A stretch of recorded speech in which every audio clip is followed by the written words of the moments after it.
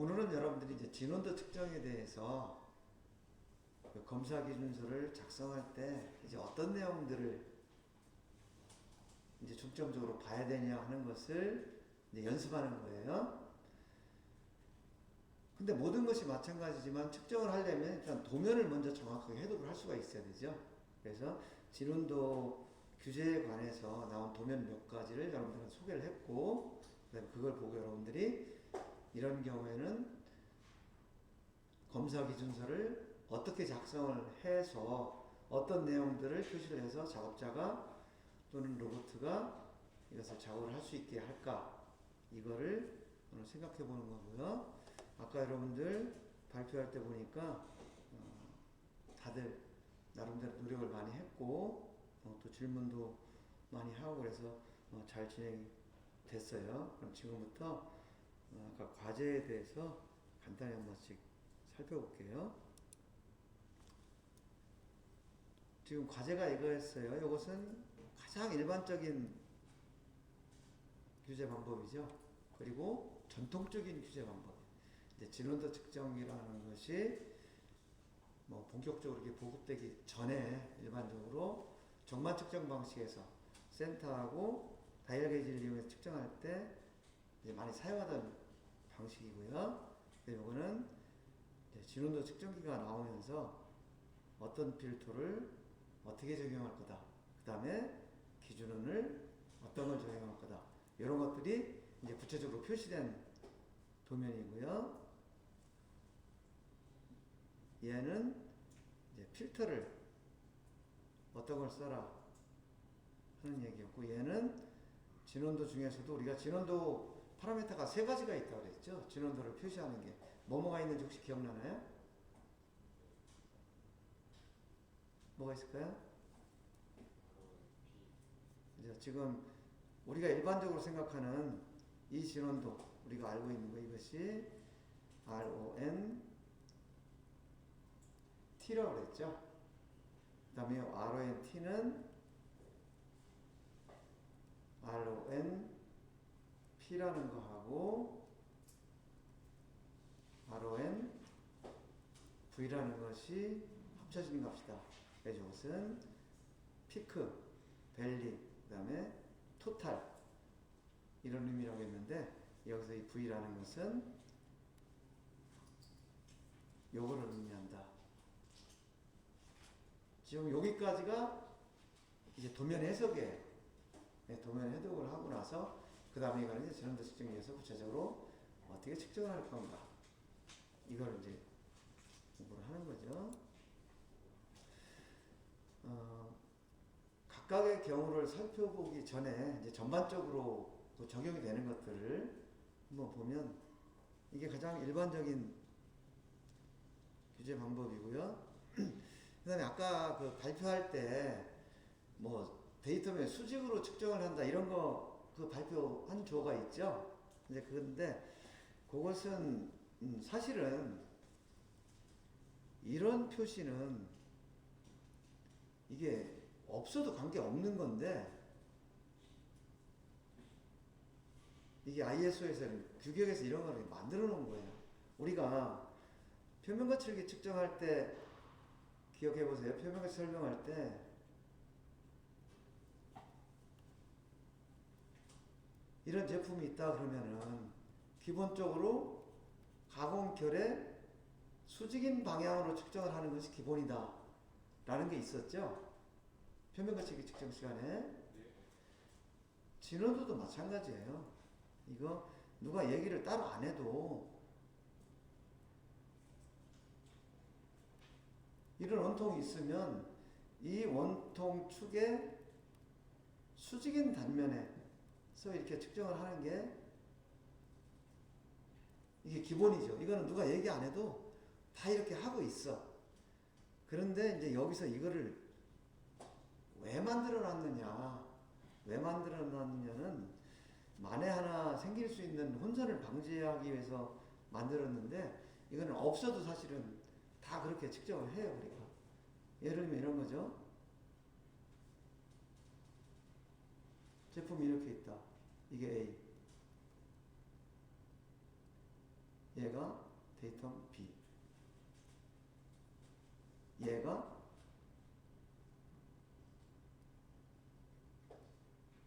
C, 이렇게 데이텀이 있어요. 그리고 여기에 원통이 이렇게 있어. 그럼 예를 들어서 이거의 진원도를 재라 하면 여러분들이 당연히 이 원통의 수직으로 재지. 뭐 예를 들면 진원도를 이렇게 잴 사람이 있어요? 이거 정상적이라면 이렇게 재지 않겠죠? 당연히 이렇게 잴 거라고 저는 이렇게. 그런데 그래도 명확하게 하자. 그래서 이제 이런 기호가 나온 거예요. 진원도를 0.01 범위를 규제를 하는데 어떤 사람은 이게 직각도인 줄 알고 왜 여기다 직각도를 붙여요? 이런 질문도 가끔 받아요. 이건 직각으로 하라는 얘기가 아니고 이 진원도를 측정할 때 이 C라는 데이텀의 직각으로 진원도를 측정해라. 이런 의미예요. 이런 의미인데 이거는 우리가 얘기 안 해도 다 이미 그렇게 하고 있는 거다. 라는 거고요. 여기 G라는 것은 가우스 필터. 50은 56pr. 그 다음에 이 마이너스 기호가 뒤에 붙는 것은 저역 필터라고 그랬죠. 만약에 50이라고 했는데 이게 앞에 붙으면 고역 필터라는 뜻이에요. 고역 필터하고 저역 필터는 특성이 완전히 반대죠. 그런데 만약에 여기에 또 15라는 숫자가 이렇게 붙었다고 가정을 해봐요. 그러면 이 마이너스 기호가 50이라는 숫자로 볼 때는 저역 필터가 고역 필터가 되죠. 근데 15라는 요 수치를 기준으로 보면 얘는 또 저역 필터가 돼요. 그죠? 50으로 볼 때는 고역 필터, 15로 볼 때는 저역 필터. 그래서 이런 경우는 뭐냐면 15UPR보다 큰 거, 15UPR보다 큰 성분은 15UPR보다 큰 성분은 다 저거해라. 그 다음에 56PR보다 더 작은 성분도 다 저거해라. 그러면 15하고 50 그 사이에 있는 성분만 남겠죠. 그래서 이거는 대역 필터. 대역 필터라는 것을 쓸 때 이렇게 표현을 해요. 얼마에서 얼마 사이. 그리고 여러분들 표면거치 일기 나중에 할 텐데 그때는 보면 다 이렇게 돼 있어요. 컷오프 0.8을 쓰는데 고역 필터를 써라. 이런 의미가 되는 거죠. 그리고 이것은 아까 RONV 골값을 표시하는 거고 여기는 최소 외적 기준원. 그래서 여러분들이 여기 뭐 기준원이에요. 기준원을 쓸 때 최소 영역원, 최소 자성원, 최대 내적원, 최소 외적원. 최대 내적원은 요 X 요 약자를 딴 거고 N은 요 약자를 딴 거예요. 근데 C하고 G는 왜 뭐 미니막스, 리스트 스퀘어즈 하면 L, M 이렇게 안 땄느냐? 이 최소 영역법은 이 최비쇼프라는 이 학자가 이 방법을 만들어낸 거예요. 그래서 이 방법을 만들어낸 이 학자의 이름에 약자를 따서 C를 붙인 거예요. 그리고 이 최소 영역법은 그 가우스라는 학자가 이걸 만들어가지고 가우시안법이라고 표현을 해요. 그래서 그 사람의 이름의 약자를 따서 G를 붙였다. 이렇게 이해를 하면 되고요. 그 다음에 파라메터에서 RONP는 피크, 밸류, T는 토탈 이런 뜻이다 라는 거 이제 알아두시고요. 여기 F7이라고 돼 있는데 요거는 그 7차 하모닉에 대한 규제를 한다 이런 뜻인데 요거는 좀 더 전문적인 거라서 일반적으로 잘 안 쓰여요. 요거에 대해서 여러분들이 크게 신경 안 써도 된다 라는 거고요. 그 다음에 우리가 진원도를 측정할 때 여러 가지 파라미터를 적용할 수가 있는데 임의로 각각 다 적용을 하다 보면 너무 혼란스럽기 때문에 국제 규격에서 어떤 거를 쓰자라고 정해놓고 그 중에 하나를 우리가 골라서 쓴다고 그랬죠. 그래서 우리가 측정할 때 보면 측정기에 이 중에 하나를 골라서 선택해서 써라 라고 나와 있었어요. 그것이 촉심 반경은 0.5, 0.8, 2.58, 25 이렇게 정해져 있었고 기준어는 이렇게 네 가지. 그 다음에 컷오프도 이렇게 기준이 정해 있었어요. 그래서 여러분들이 그 중에 하나를 선택해서 썼다 하면 기억나죠? 실습할 때. 그 다음에 이제 아까 나온 얘기들인데 그 진원도를 측정할 때 예전에 진원도 측정기를 사용하지 않을 때는 아무 문제가 없었어요. 근데 이제 측정기라는 거를 사용하다 보니까 이제 문제가 되는데 우리가 지금 이런 규제는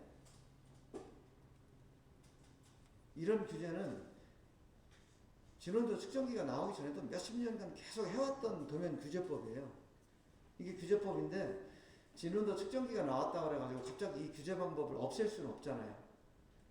그리고 오랫동안 써왔던 것을 갑자기 바꾸기도 힘들고 그래서 이제 약속을 한 게 뭐냐면 옛날에 쓰던 방식으로 이렇게 쓰는 경우에는 그냥 진원도 측정할 때 가장 일반적으로 쓰는 이런 방식을 적용하자라고 이제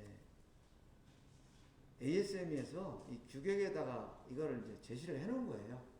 그러다 보니까 다른 특별한 명시가 없는 한 우리는 이 규격을 그냥 준용해서 사용을 하고 있는 거죠. 그래서 이게 기준어는 MJC를 쓴다. 이는 ISO에 MJC라고 나와 있는데 옛날에 그 ANSI에서는 이거를 MRS라고 표현을 했어요.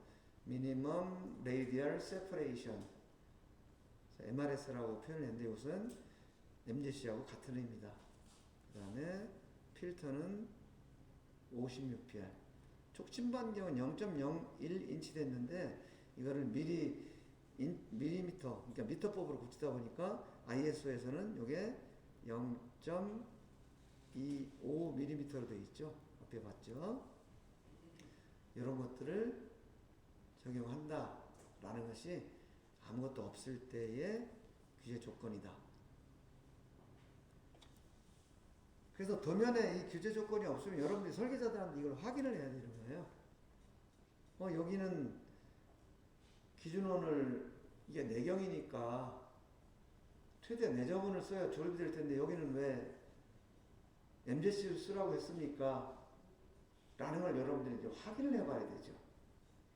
그랬을 때 설계자가 어떤 이유가 있어서 이렇게 규제를 했을 수도 있고 또 어떤 경우에는 설계자가 측정에 대해서 잘 몰라서 이런 규제 방법이 있는 거구나 라는 것 자체를 몰라서 뭐 그랬을 수도 있다.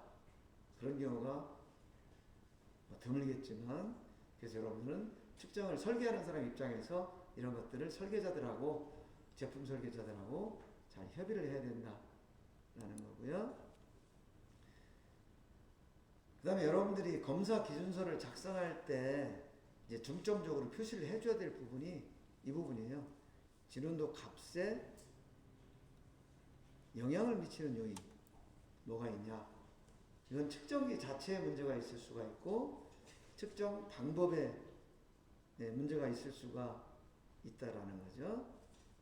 요거는 오타네요, 오타. 측정기에서도 이제 하드웨어, 소프트웨어 이게 구분이 되고요. 측정 방법에서는 잘못된 정렬, 아까 축정렬 얘기했죠. 그 다음에 촉침을 잘못 썼을 때, 뭐 측정기 자체의 오차 이런 것들인데, 먼저 측정기에서 보면은 우리가 측정 그 실습할 때를 한번 기억을 더듬어 보면 필터, 기준원, 컷오프 이런 거 막 바꿔가면서 분석을 해봤죠. 그래서 기준원 여러 개 했을 때 어떤 거 값이 제일 적으냐, 또 필터 뭐 15, 500 이렇게 했을 때 막 그래프가 변하는 거 봤잖아요. 이거는 무슨 의미냐 하면 한번 측정한 데이터를 가지고 조건만 바꿔서 다시 분석을 해볼 수 있다는 거예요. 근데 그거는 소프트웨어적으로 처리가 가능한 부분이고, 이제 하드웨어 입장에서 보면 촉침의 지름이 있어요. 촉침의 지름은 한번 측정을 하고 나면 이미 데이터가 끝난 거야. 촉침을 예를 들어서 0.5mm짜리로 측정을 했다 그러면 그냥 0.5mm라는 거에 의해서 표면에 한번 기계적으로 필터링이 된 데이터가 들어왔기 때문에 촉침 변경해서 데이터를 다시 분석을 할 수는 없죠. 그래서 하드웨어에서 이 촉침의 지름을 설정하는 것은 측정값이 굉장히 중요한 일이다. 그리고 필터, 기준원, 컷오프, UPR 이런 것들은 이제 변경해서 다시 분석을 할 수가 있다. 얘는 재분석이 가능해요. 근데 하드웨어적으로 결정된 것은 이게 불가능하다. 이렇게 보시고요. 여기 측정 방법에서 이제 스핀들의 오차라고 했는데, 이거는 사실은 측정 방법이기보다는 측정기의 오차가 되는 거죠. 그래서 여기서는 이제 측정기, 이걸 좀 다시 정리를 하면 여기에 측정기 오차 이게 돼가지고, 여기는 이제 스핀들 오차가 있고, 스핀들의 엄밀히 얘기하면 회전 오차가 있고, 그 다음에 또 뭐가 있냐면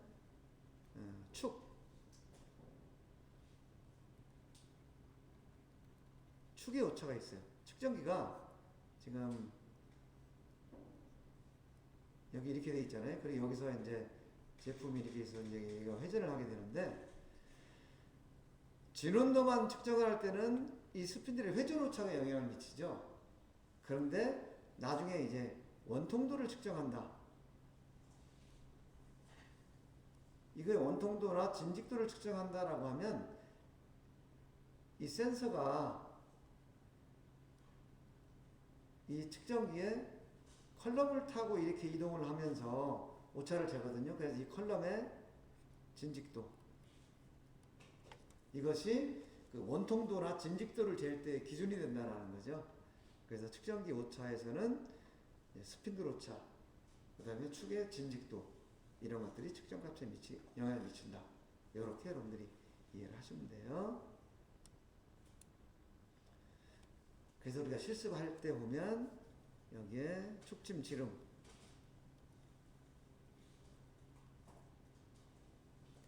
있었고요. 그 다음에 여기에 필터의 종류, 우리 지금 전부 가우시안 필터 썼죠? 우리가 기본적으로 진원도 표면 거칠기를 측정할 때는 기본적으로 가우시안 필터를 써요. 그러면은 기본적으로 뭐 다 가우시안 필터 쓰는데 가우시안이라는 건 생략해도 되지 않느냐. 예. 가우시안이라는 표시가 생략이 돼도 진원도 표면 거칠기에서는 가우시안 필터를 쓴다. 이렇게 여러분들이 알고 계시고요. 그 다음에 컷오프 UPR, 이게 컷오프, 여기서는 UPR을 쓰죠. 거칠기에서는 뭘 썼죠? 파장을 썼어요. 파장. 그죠? 표면 거칠기에서는 신호가 이렇게 나오기 때문에 이 파장이라는 걸 썼고, 진원도에서는 얘가 원형이기 때문에 이 UPR이라는 이 단위를 쓰는 거예요. 그 다음에 기준원은 어떤 걸 쓸 건가? 여기서 기준원 LSC, MGC, MCC, MIC 이렇게 나와 있죠. 그 다음에 이제 가우시안 필터를 쓴다고 그랬는데, 가우시안 필터는 전자적으로 꾸며진 필터가 아니고 수학적으로 만든 알고리즘이다. 예전에는 ISO ECR이라는 전자적인 필터도 썼다고 그랬죠. 그래서 아주 오래된 그 측정기에서는 이걸 아직도 쓰는데, 지금은 이걸 쓰지 않고 이 가우시안 필터를 표준으로 쓴다 라는 거고요. 그럼 여러분들이 궁금증이 생길 거예요. 왜 자꾸 필터가 이게 바뀔까? 그리고 옛날에 여기는 진폭 투과율이 75%였는데 지금 가우스 필터는 50%거든요. 이런 것들이 왜 이렇게 바뀔까 하는 궁금증을 가질 수가 있어요. 그 이유는 우리가 진원도랑 표면 거칠기는 표면을 있는 그대로 표현을 하는 게 불가능하다고 그랬죠. 그래서 컷오프라든지 필터라든지 여러 가지 요인에 의해서 이제 이것이 가공이 돼서 우리한테 전달이 되는데, 그 가공이 되는 과정에서 어떻게 하면 가장 정확하게 이 표면의 신호를 잘 표현할 수 있을까? 이제 이런 것들을 하다 보니까 필터가 점점 바뀌어요. 바뀐다는 것은 더 단점이 부활해서 개발된다는 얘기죠. 현재는 진폭 투과율이 50%에 해당하는 가우스 필터를 기본으로 쓰고 있다. 여러분이 이렇게 이해를 하시고요. 그 다음에 이제 지금 현재 그 ISO에서 규정하는 필터가 가우스 필터만 있는 게 아니에요. 여기 보면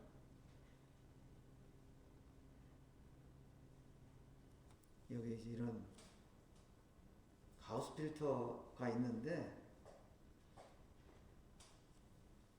이것이 가우스 필터만 있는 게 아니고 모티프 필터라는 것도 있고 스플라인 필터라는 것도 있고 또 그 이외에도 그 여러 가지 필터들이 있어요. 여기 뭐 이런 필터도 있고 이런 것들이 쭉 있다 보니까 이제 ISO 규격에서는 지금까지는 진원도 표면 거칠기에만 이 필터를 적용했지만 앞으로는 평면도 또는 진직도 이런 것들에도 이제 필터가 다 적용이 돼요. 근데 표면 거칠기의 특성을 잘 파악하는 거하고 진원도의 그 특성을 잘 파악하는 거하고 평면도의 특성을 잘 파악하는 거하고는 좀 성격이 달라. 그러다 보니까 그 다른 성격에 맞게 개발된 필터들을 적용을 한다. 그래서 이런 여러 가지 필터들이 이제 나와 있는 거고, 그러다 보니까 도면에는 어떤 필터를 써라라는 것이 이제 규제가 되어야 되는데 점점 이런 쪽이 이제 활성화가 되고 있다라고 여러분들 알고 계시고요. 아마 여러분들이 내년에 직장에 나갔을 때까지만 해도 이런 필터에 대한 규제가 도면에 거의 없을 거예요. 그렇지만 여러분들은 측정을 전문으로 공부하는 공학도로서 앞으로 이런 추세로 가고 있고 이런 내용들이 있다라는 것을 알아야 되기 때문에 제가 소개를 하는 겁니다. 그 다음에 진원도 필터가 왜 필요하냐? 가장 기본적인 문제였죠. 어떤 원하는 형상을 잘 파악하고 그 다음에 발생 원인을 분석하고 기능을 예측하기 위해서 진원도 필터가 필요하다라는 거고요. 그 다음에 진원도 필터는 서로 다른 고조파를 분리해내기 위한 수학적인 알고리즘이다. 전기적 장치는 옛날에 ISO ECR 필터라고 했죠. 지금은 거의 사용하지 않고 있다. 그렇지만 여러분들이 현장에 갔을 때 아주 옛날에 만들어진 장비를 가지고 측정을 한다고 하면 이제 이 필터를 쓸 거예요. 그리고 여기 서로 다른 고조파를 분리해낸다 라고 했는데, 그럼 고조파가 뭐냐 라는 걸 또 우리가 이해를 해야 되죠. 지금 간단히 얘기하면 이런 거예요. 우리가 실제 측정한 형상은 이런 형상인데 이 형상을 성분을 이제 분석을 하면 이게 사인파로 분리가 된다는 거죠. 사인파인데 360도 안에 한 사이클이 들어오는 요 사인 곡선을 기본파라고 해요. 그리고 한 사이클이라는 게 360도죠.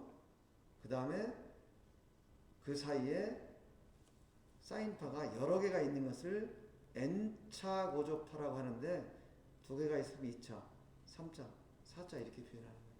만약에 기본파다.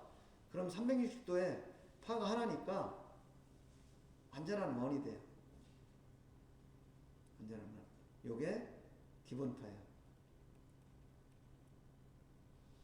만약에 2차 고조파다. 그러면 두 번 들어가는 거죠. 그러면은 완전한 타원이 될 거예요. 3차 고조파다. 그러면 이제 이런 형상이 되겠죠. 4차다. 그러면 하나, 둘, 셋, 넷. 이런 형상이 되겠죠. 그래서 이런 것을 n차 고조파라고 얘기를 하는데 이 우리가 그 측정한 이 형상에는 이런 여러 가지 고조파들이 전부 섞여 있다 라는 거죠. 그래서 UPR이라는 거, 이 UPR이라는 것은 1회전당 요철수다. 지금 여기 보면 요철이 12개가 있죠. 그러니까 얘는 UPR을 12라고 했죠. 이 앞에 것대로 설명하면 12차 고조파가 포함되어 있다. 이렇게 얘기를 하면 됩니다. 그래서 여러분들이 우리가 데이텀 얘기할 때 뭐 데이텀, 측정좌표계, 자유도 구속, 데이텀 설정 이런 여러 가지 용어들을 썼지만 다 같은 의미다라고 했잖아요. 진도에서도 하모닉이다, 뭐 굴곡이다, 요철이다, 고조파다, UPR이다 이런 것들이 다 같은 개념이라고 여러분들 이해를 하면 되겠다 라는 거 이제 설명한 거고요. 우리가 지금 실제 측정한 성분이 이렇다라고 하면 이것은 실제로는 예를 들면 3차, 7차, 50차 고조파가 합쳐져서 이런 형상이 된다 라는 얘기를 하면 돼요. 그러면 필터는 뭐냐? 반대로 이런 형상으로 분리를 해내는 거죠.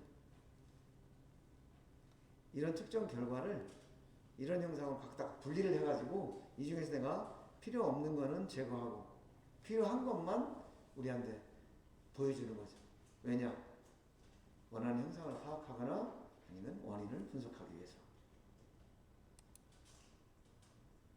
근데 가우시안 필터의 특성은 진폭 투과율이 50%라는 거 얘기했고요. 그 다음에 ISO에서 권장하는 필터다. 그리고 필터의 특성 곡선은 지금 15, 50, 150, 500, 1500 이런 거 예를 들어서 50UPR이다. 그러면 이것이 필터의 특성 곡선이 되는 거죠.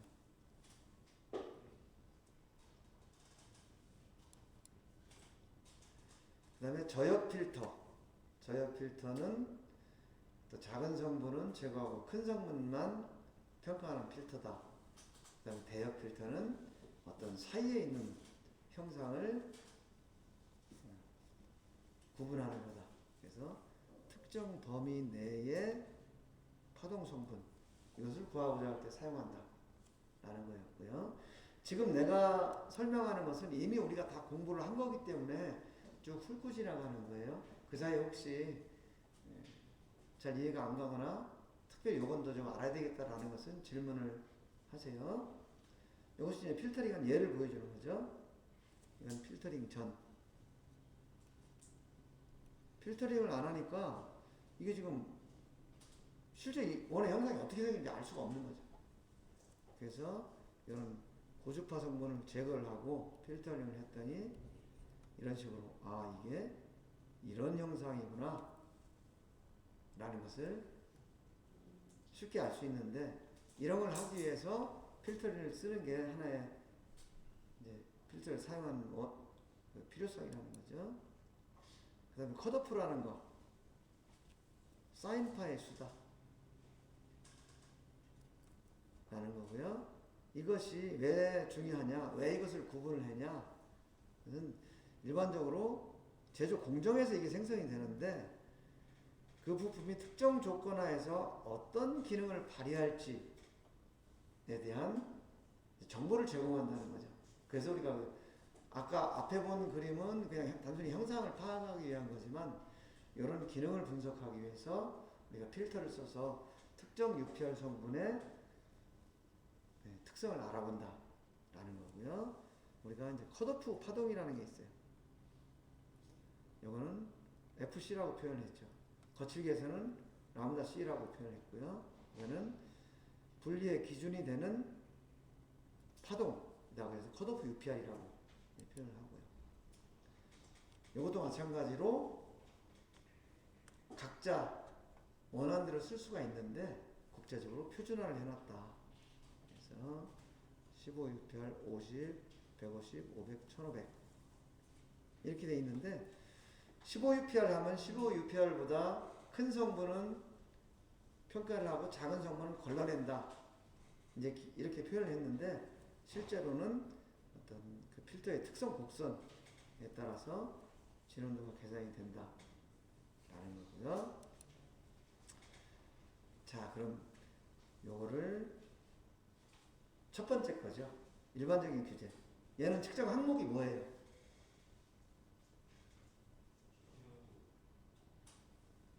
자, 진원도 이렇게 표현을 하는 것은 이제 일반 사람들이 하는 얘기고 여러분들은 진원도 파라미터 3개지를 구분해서 생각을 해야 된다고 그랬죠? 그럼 여기서는 뭐예요?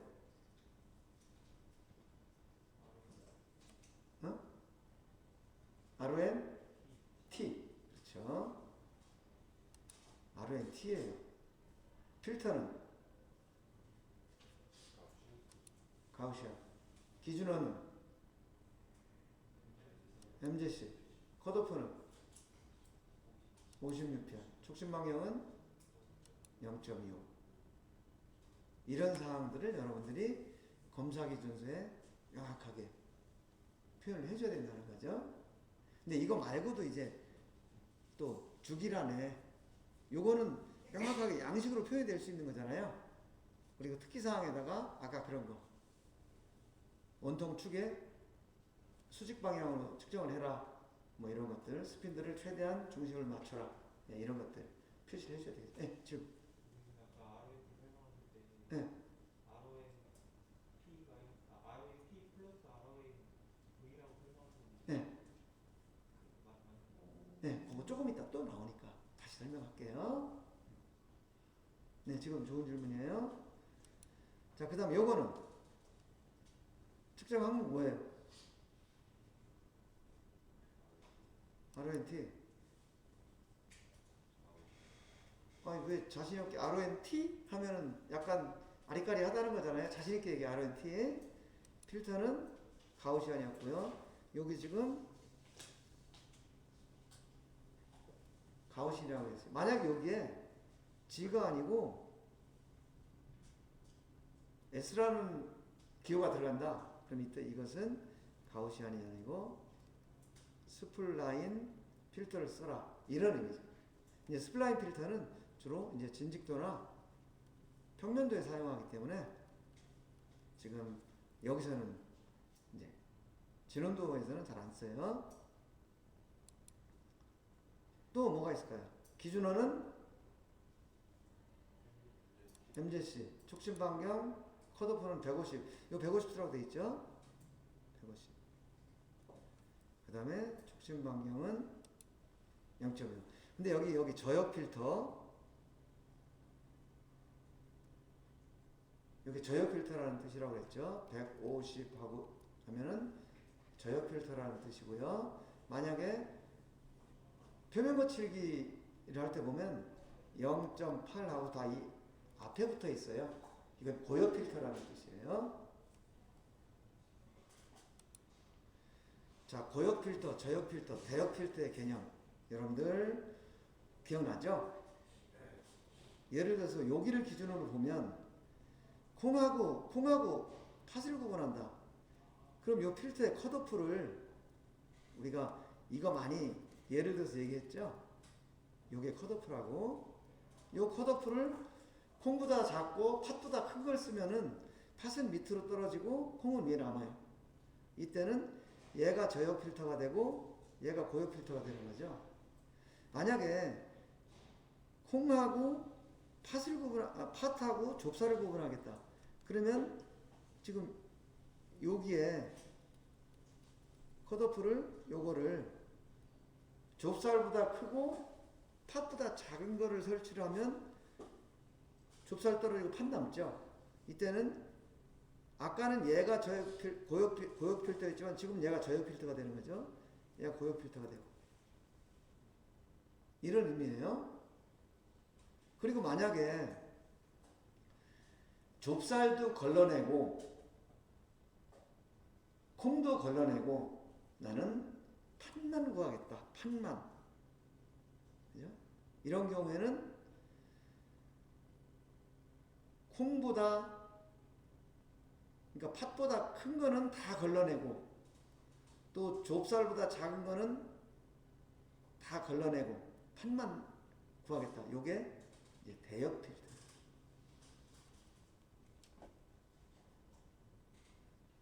요거 이해하시겠죠? 그래서 진원도에서는 대역 필터가 쓰이게 돼요. 예를 들면 진원도에서 15에서 500UPR 이렇게 되면 얘는 대역 필터예요.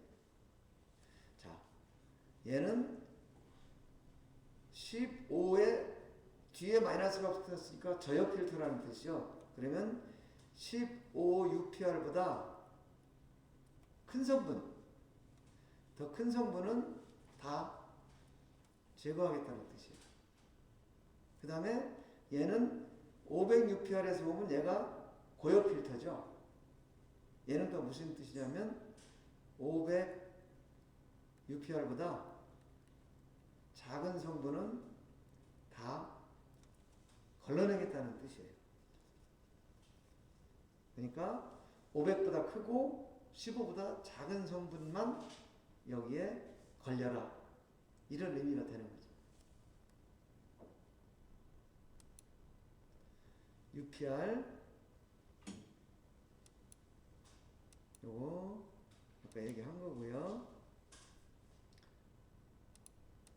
요거는 아까 얘기한 거를 UPR이 나왔기 때문에 한 번 더 설명한 거예요. 그리고 여기서는 이제 기준원이 지정된 거죠. 요거. 나머지는 다 같아요. 측정 항목은 RONT, 필터는 가우시안.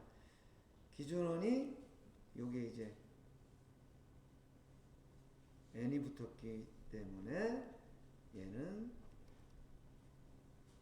최소 외접원이 되는 거죠. 그래서 MCCR을 하고요. 컷오프는 50, 촉진 반경 0.25. 그럼 여기서 왜 얘는 MCCR을 썼을까? MCCI를 이걸 딱 봤을 때 여러분 이거는 외측 원통이구나라는 거 금방 알아야죠. 외측이기 때문에 조립성을 고려해서 이렇게 했을 거다. 그래서 이런 형상이 있을 때, 이런 축이 있을 때 최소 자석원으로 계산하면 지름이 이게 된다. 그죠? 이게 되는데 이거하고 동일한 링 게이지를 여기다 조립을 하면 조립이 안 된다. 왜냐? 평균 값이기 때문에 여기에 간섭이 생긴다는 거죠. 그래서 이 간섭을 없애고 정확하게 조립될 수 있는 원을 가정해서 기준원을 만드는 것이 최소 외접원이다. 그런 뜻이에요. 그 다음에 반대인 경우, 요것은 이제 최소 외접원을 구하는 과정이고요.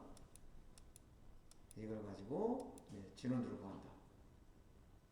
이런 뜻이고요. 반대의 경우가 있겠지. 이게 만 내경이라 그러면은 평균원을 구하면 이게 지름이 되는 거죠. 이게. 근데 문제는 이 제품에다 저 지름하고 같은 상대 부품을 조립하면 조립이 안 된다는 거죠. 왜냐? 지금 이쪽에서 간섭이 생기기 때문에. 그래서 정확하게 여기에 조립될 수 있는 이런 부품을 가정해서 기존을 만들자 한 것이 이제 최대 내저번이다. 최대 내저번을 썼다라고 하면 아 얘는 내경이구나 이렇게 여러분 이해를 해야 되는 거죠. 그래서 기준원이 4개가 있는데 이제 여러분들이 만약에 검사 기준서를 만든다고 하면 이런 내용도 써줘야 돼요. 최소 외저번, 최대 내저번은 돌기의 영향을 심하게 받는다고 그랬죠. 그래서 여기 보면 이 빨간 거, 이 빨간 것이 돌기가 없을 때의 값이에요. 근데 만약에 돌기가 이렇게 2개 생겼다고 하면 이 돌기를 다 포함해서 계산을 하기 때문에 이런 값이 나온다는 거죠. 내측은 반대죠. 내저번은 이 성분들 이것이 정상인데 이 돌기를 포함하니까 지금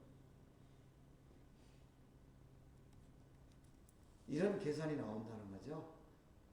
그래서 내저번이나 외저번을 적용할 때는 특정한 데이터 중에서 돌발적으로 튄 거 이런 것들이 있는지를 보고 그런 것이 있으면 제거를 한 다음에 계산을 해라 라는 것을 검사기준서에 반드시 표현해 줘야 되겠죠.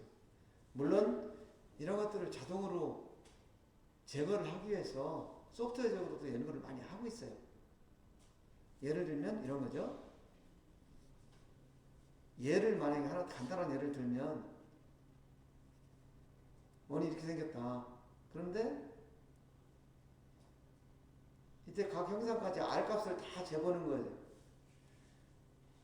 세타를 요하면 세타를 돌려서 R값을 재고 또 세타만큼 돌려서 R값을 재고 이렇게 계속 쟀더니 어느 순간에 여기에서 여기가 R값이 갑자기 툭 튀었다. 그리고 그 다음에는 또 R값이 줄어들었다. 만약에 이렇게 생각하면은 갑자기 R값에 일정한 각도로 데이터를 뽑았는데 갑자기 R값이 커졌다. 요거 돌기구나. 이렇게 소프트웨어가 판단을 할 수가 있겠죠. 그래서 이런 걸 이용해서 자동으로 제거를 하는 것도 연구는 하고 있는데 어떤 경우는 이게 실제 제품이 이렇게 만들 수도 있단 말이에요. 그래서 소프트웨어적으로 완벽하게 제거하는 것은 지금 힘들다. 그래서 여러분들이 이것을 꼭 확인을 해라라는 것을 검사기준서에 표시를 해줘야 되는 거고요. 요거는 이제 요게 붙어 있죠. 요거. 그래서 RON V를 재는 것도 RON T가 아니고 필터 기준은 촉진 방향인데 이 RON V라는 요 파라미터가 규제가 됐다고 하면 이것은 기준은 반드시 LSCI다. 이렇게 생각을 해야 돼요. 왜냐하면 얘가 지금 평균원이잖아요. 평균원이기 때문에 얘는 이 RONV 그 다음에 RONP가 있어요. 만약에 최소 외저번이라고 하면 RONP가 있겠어요? 없겠어요? 걔는 RONV만 있어요. RONV가 곧 RONT가 돼요. 만약에 최대 내저번이라고 그러면 얘는 RONP만 있어. RONP가 RONT가 돼요. 그래서 RONV를 규제를 했다라고 하면 얘는 LSC가 기본적으로 기준원이다. 라는 거 여러분들 기억을 하고요. 그러면 또 이런 질문이 생기죠. 아니 그냥 RONT를 규제를 하면 되지 왜 P를 규제하고 V를 규제하느냐 이런 의문도 가질 수가 있죠. 예를 들면 이런 경우 생각할 수 있죠. 어느 순간까지 마모가 되는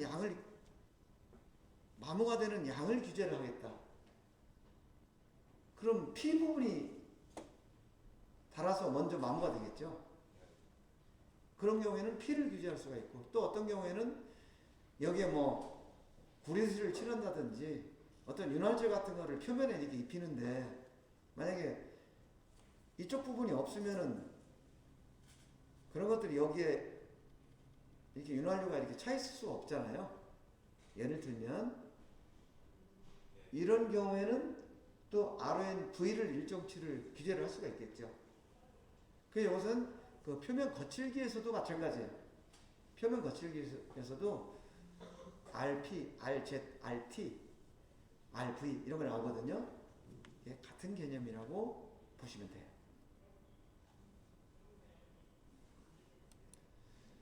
그 다음에 이제 촉침 반경이 중요하다라고 했죠. 촉침 반경이 왜 중요하냐면 1차적으로 기계적인 필터링을 하기 때문에 그렇다. 얘로 측정을 하면 실제 현상이 이렇게 생겼다 하더라도 얘로 측정을 하면 그냥 이러한 영상의 데이터가 좌표가 얻어져서 소프트웨어적으로는 가버려요. 그러면 아무리 계산을 해도 이 데이터를 가지고 계산을 해야 되는 거죠. 그래서 촉침 반경은 한번 결정하면 소프트웨어에서 바꿔서 계산할 수가 없다라는 거죠. 근데 만약에 나는 요만한 촉침 반경을 썼다 라고 한다면 이 촉침 반경을 이용해서 측정한 데이터는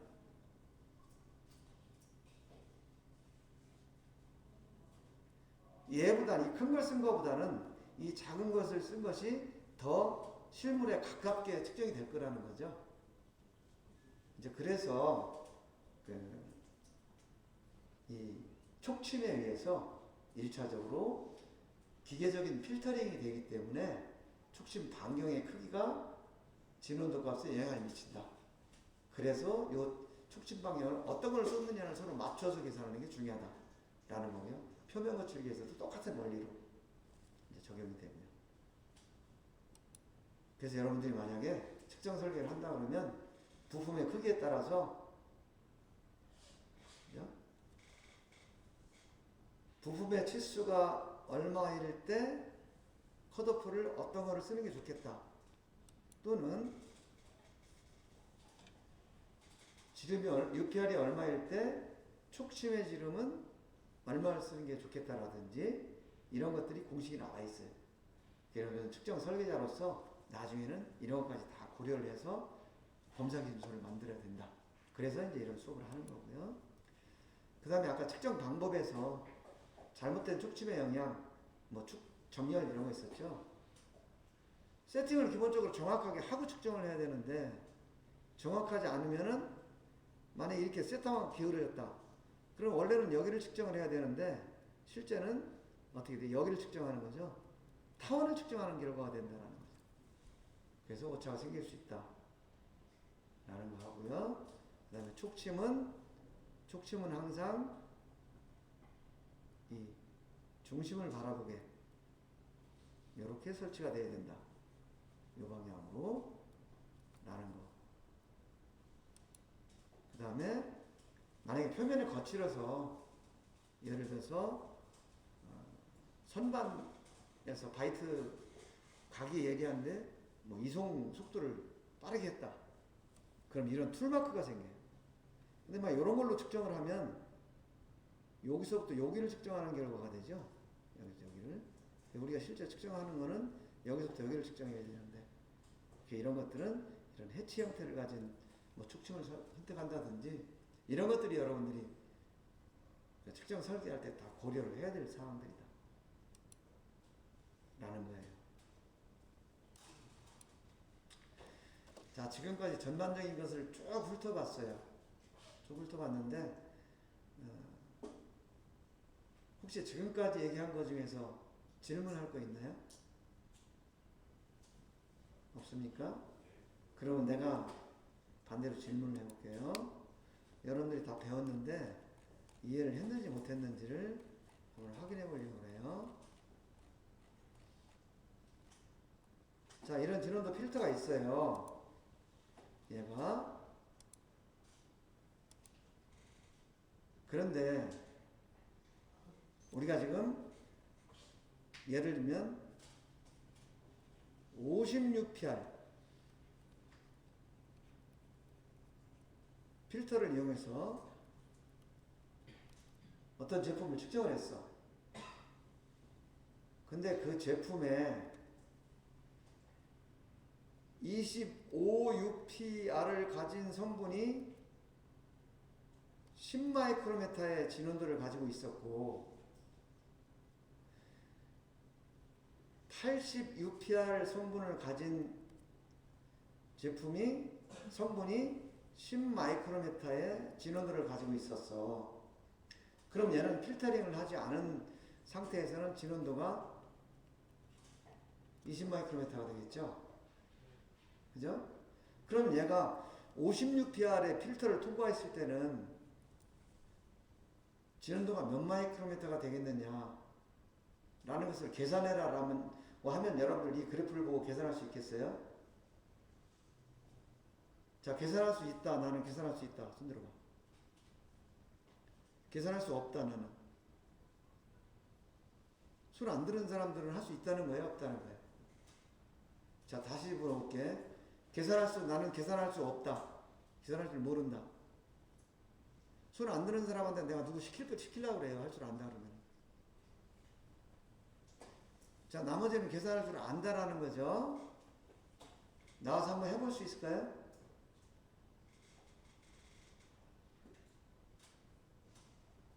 내가 해볼까?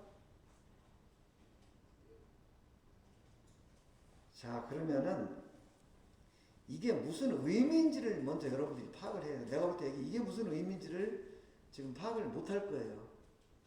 이건 무슨 의미냐 하면 이런 형상이 있는데 얘가 여기서부터 최소 R, 최대 R 해가지고 요 차이가 요 진원도가 20마이크로메타라는 얘기예요. 그죠? 근데 요거를 분석을 해봤더니